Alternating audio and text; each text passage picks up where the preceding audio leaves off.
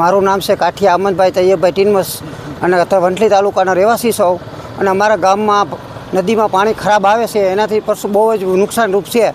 કેન્સરનું બહુ જ અહીંયા ભયંકર બીમારી છે। તે છતાં કોઈ વસ્તુ ભાજપવાળા કોઈ વસ્તુનો નિર્ણયકરણ કરતા નથી। રોડ રસ્તા તો ખરાબ છે એનો તો કોઈ હાલો એ તો એમ્બ્યુલન્સ આવે છે કે નથી આવતી એ તો એનો મહત્ત્વનો છે, પણ આ પાણીથી બહુ નુકસાનીરૂપ છે। તો એનો નિકાલ કરવા સરકારને અમારી નમ્ર વિનંતી છે। આ ભાઈ ઉપવાસ માટે બેઠા છે એના માટે કાંઈક રસ્તો કરે એવી મારી નમ્ર વિનંતી છે। મારું નામ કિશોરભાઈ પાનછોરિયા, મેંદરડા તાલુકા આમ આદમી પાર્ટી। હવે અમે આજે મહેશભાઈ કોટડિયા આજે 13 દિવસથી અનશન ઉપર છે, તો અમે આજે એની સમર્થનમાં એની મુલાકાતે આવ્યા છીએ। જો જરૂર પડશે તો આગામી દિવસોમાં અમે મોટી પલટન લઈને મહેશભાઈના સમર્થનમાં આવશું।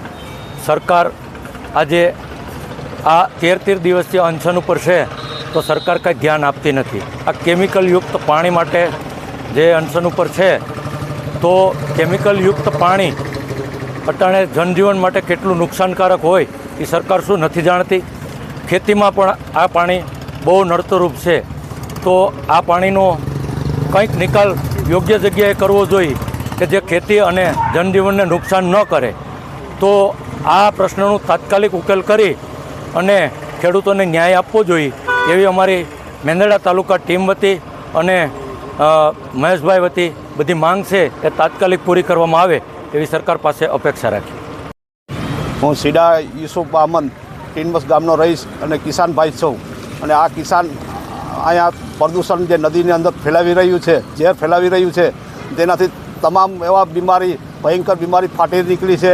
અને આ જે સરકાર કોઈ આ નદી ઉપર કોઈ ધ્યાન નથી દેતી। આ કેમિકલ અને પ્રદૂષણ વધારે ફેલાવી રહી છે અને અમારા જેતપુરના ભાઈશ્રી આ ઉપવાસ ઉપર બેઠા છે તેના સમર્થનમાં અમે આ ગામડેથી તમામ કિસાન ભાઈઓ અમે આવ્યા છીએ। હું સીડા યુસુફ અહમદ ટીનમસ ગામનો રહીશ અને કિસાન ભાઈ છું। અને આ કિસાન અહીંયા પ્રદૂષણ જે નદીની અંદર ફેલાવી રહ્યું છે, ઝેર ફેલાવી રહ્યું છે, તેનાથી તમામ એવા બીમારી ભયંકર બીમારી ફાટી નીકળી છે। નમસ્કાર, હું ભરત આહિર, આમ આદમી પાર્ટી મેંદરડા।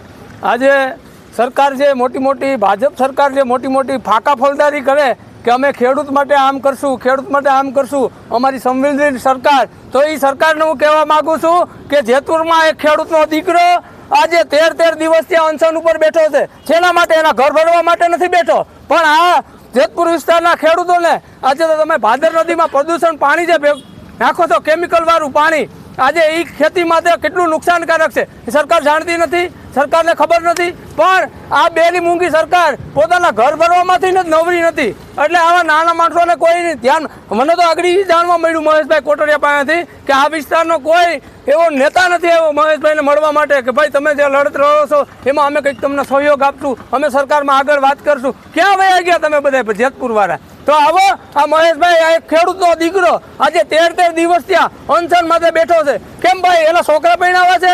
ના ભાઈ ના, ખેડૂત માટે લડે છે, આ જેતપુરના ખેડૂત માટે લડે છે।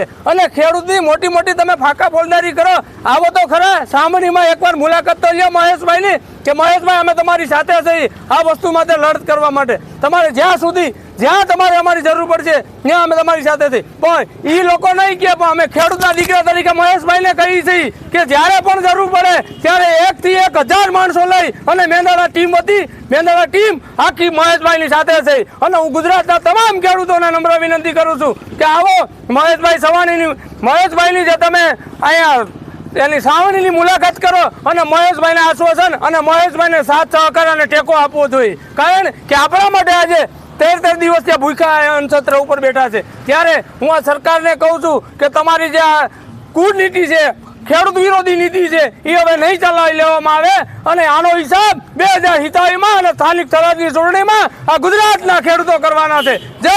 જય ભારત, જય જવાન, જય કિસાન। કમલેશભાઈ પાનસુરિયા, તાલુકો વંથલી, જિલ્લો જુનાગઢ, ગામ ભાટિયા, સરદાર પટેલ ન્યાય સમિતિ ગુજરાત પ્રદેશ અધ્યક્ષ।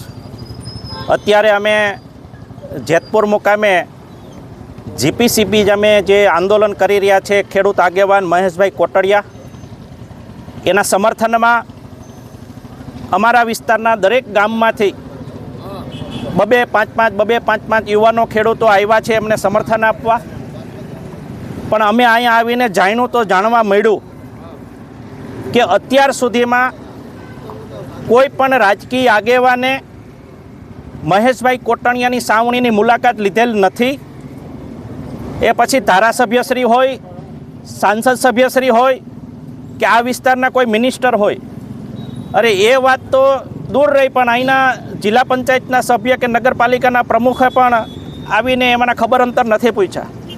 આજે 13 દિવસ થયા ખેડૂતો માટે, ખેતી બચાવવા માટે અને ભાદર બચાવવા માટે જે યુવાન, જે ખેડૂત અહીંયા અનશન ઉપર બેઠા છે, તો અમે આવીને તો પ્રથમ એમને એ વિનંતી કરી છે કે મહેશભાઈ ખરેખર અન્નનો ત્યાગ ન કરવો જોઈએ.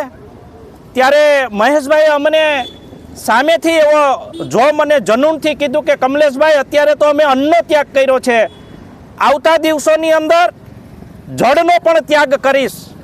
તો ક્યાં સુધી આ નિંભરી સરકાર, જીપીસીબી બોર્ડ અને અહીંની આંધળી અને બેહરી નગરપાલિકા શું ખેડૂતોનો ભોગ લેવા માગે છે? શું ખેતીનો ભોગ લેવા માગે છે? અત્યારે મારા વિસ્તારમાંથી અમે પાણીની બોટલ ભરી આવ્યા છીએ. આ પાણી પીવાલાયક મિત્રો લાગે છે આપણને? તમે જુઓ, મારા વિસ્તારની અંદર વંથલી તાલુકામાં ધંધુસર ગામ છે, આંબલિયા છે, અનેક ગામોની અંદર જળસ્તરો એટલા બધા ખરાબ થઈ ગયા છે. અને દુઃખ સાથે અને સર્વે સાથે કહું છું કે અમારા યુવાનોમાં દિન પ્રતિદિન નપુસકતા આવતી જાય છે. પશુઓની ચામડી પણ ખરાબ થવા લાગી છે. પાણી પીવાથી પાચન શક્તિ, જઠરાંગની અને ચામડીના અનેક રોગો અમારા વિસ્તારમાં ઉદ્ભવ્યા છે, ચાલુ થઈ ગયા છે, કે જે કેન્સરથી પણ ભયાનક રોગો અત્યારે અમારા કેમિકલથી ચાલુ થયું છે. ભાદર અને ઉબેણ નદીના સંયુક્તથી અમારા વિસ્તારની અંદર જે કાંઈ પ્રદૂષણ ફેલાઈ રહ્યું છે, એ પ્રદૂષણને ધ્યાનમાં રાખીને આજે અમે દરેક ગામમાંથી 2 યુવાનો ખેડૂતો આવ્યા છીએ. અને જો જરૂર પડશે તો ખેતી છોડીને બળદગાડા, નાના બાળકોના ઘોડિયા, બૈરાઓને સાથે લઈને અમે જેતપુરમાં ધામા નાખવાની પૂર્ણ તૈયારી સાથે આવ્યા છીએ.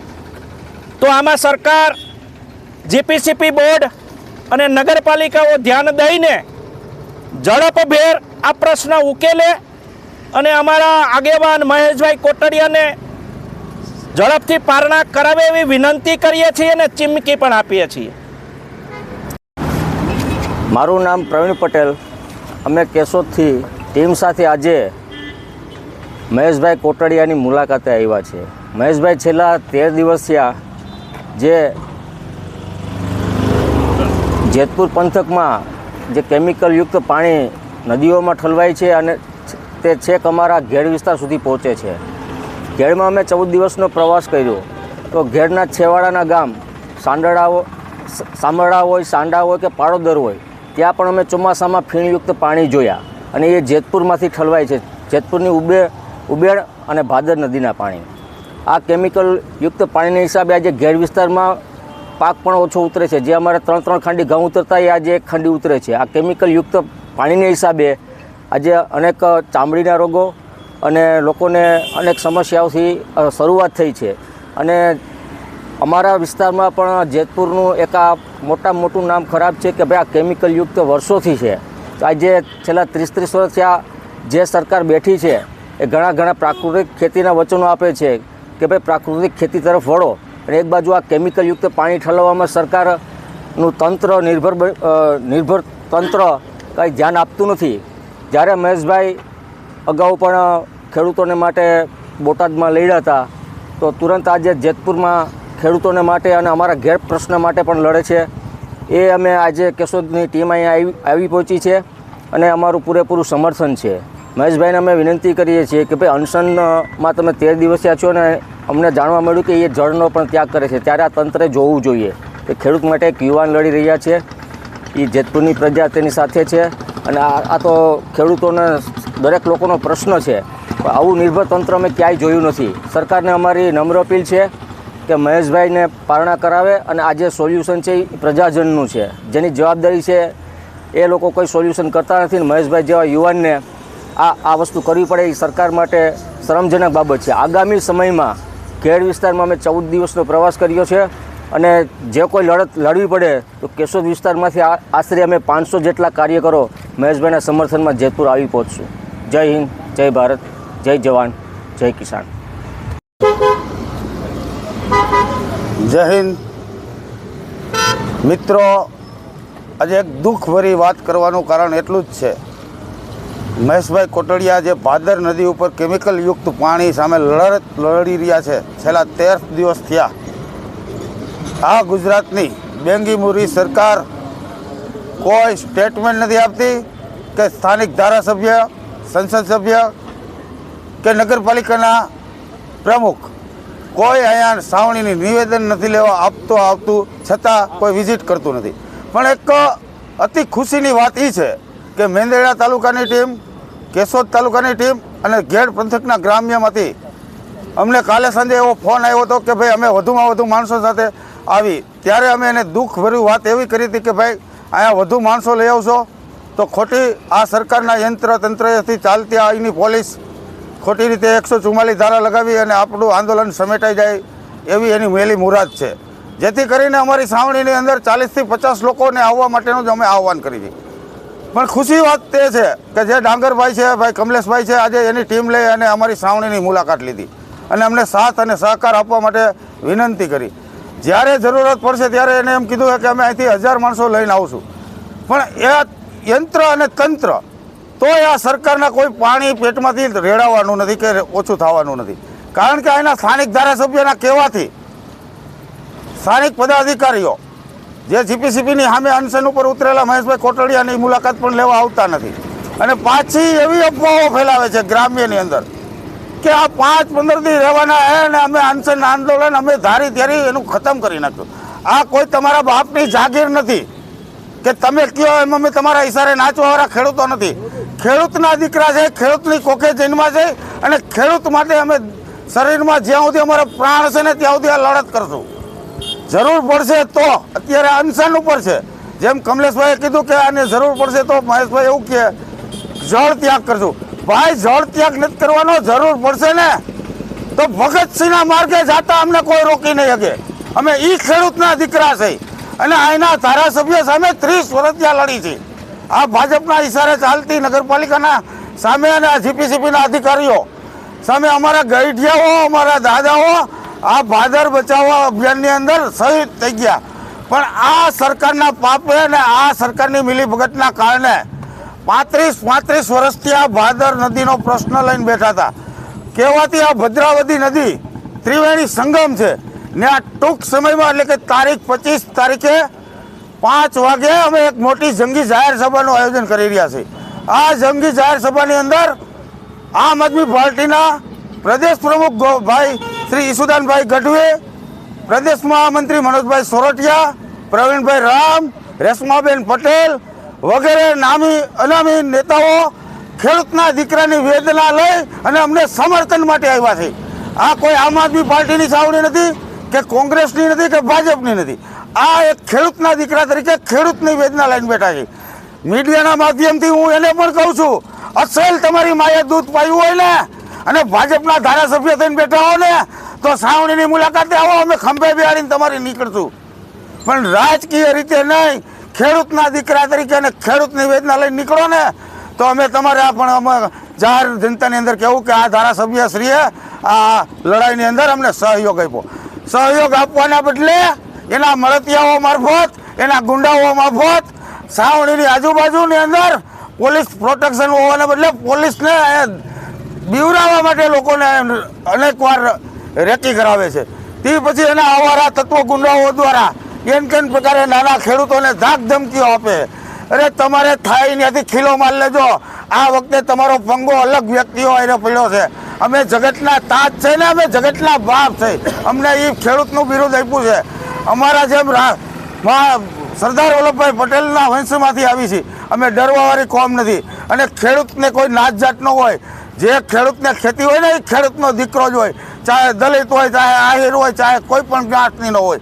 એટલે ખેડૂતના દીકરા તરીકે આહ્વાન કરું છું, અહીંથી પોરબંદર સુધી, અહીંથી ઘેડ વિસ્તાર સુધી હરેક ખેડૂતના દીકરાઓને અમે આહ્વાન માધ્યમથી તમારા કરી છે કે અમારી સાવણીની વિઝિટ કરો, મહેશભાઈને સપોર્ટ આપો, તેનાથી એની એનર્જી વધશે અને એના આનંદ ઉત્સવ આવશે. તો આજે 13 દિવસ નહીં પણ બીજા 13 દિવસ જરૂર પડશે ને તો એ ઉપવાસ ઉપર બેસી શકશે. જય હિન્દ, અસ્તુ, વંદે માતરમ.